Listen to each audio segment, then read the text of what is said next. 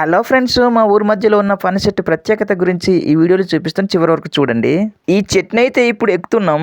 పని చెట్టు ఎక్కడం అయితే కొంచెం కష్టమే, అయినను సాహసం చెయ్యాలి. కొమ్మలన్నీ జిగురుగా ఉంటాయి. పనస పండు కావాలంటే ఖచ్చితంగా చెట్టు అయితే ఎక్కాలి.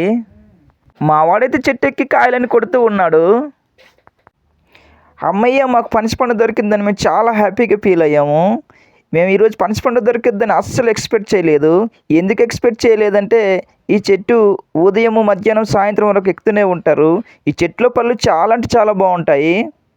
మా వాడైతే చేతిలో పట్టుకున్న పనస పండుని కేచి విసురుతానన్నాడు. నేను పట్టుకోలేను, వద్దు అనేసి అన్నాను. కింద పడగానే స్కూల్ పిల్లలు పండు తీసుకెళ్తామని వచ్చారు, ఇవ్వలేదు. మా ఊరు మధ్యలో పనస చెట్టు గురించి చెప్పాలంటే అది కేవలము పనస పండ్లకు మాత్రమే కాదు. ఊరి మధ్యలో పనస చెట్టు మనుషులతో అనుబంధ ప్రతీక కలిగి ఉంది. వేసవిలో చల్లటి నీడని ఇస్తుంది, మనుషులు విశ్రాంతి తీసుకుంటుంటారు. వేసవిలో గ్రామ పెద్దలు గ్రామ విషయాలే చర్చించుకోవడానికి ఈ చెట్టు ఎంతగానో ఉపయోగపడుతుంది. అలాగే పిల్లలు ఆటలు పాటలు ఆడుకోవడానికి ఈ చెట్టు నీడలో ఎంతో ఇష్టపడతారు. అందుకు చాలా ఎక్కువ మంది పిల్లలు ఇక్కడ ఆడుతూ ఉంటారు.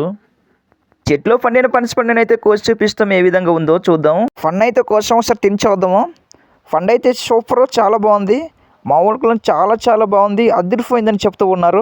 మీలో ఎంతమందికి అయితే పనస పండు ఇష్టమో క్రింద కామెంట్ అయితే చేయండి. వీడియో నచ్చితే లైక్ అయితే చేయండి.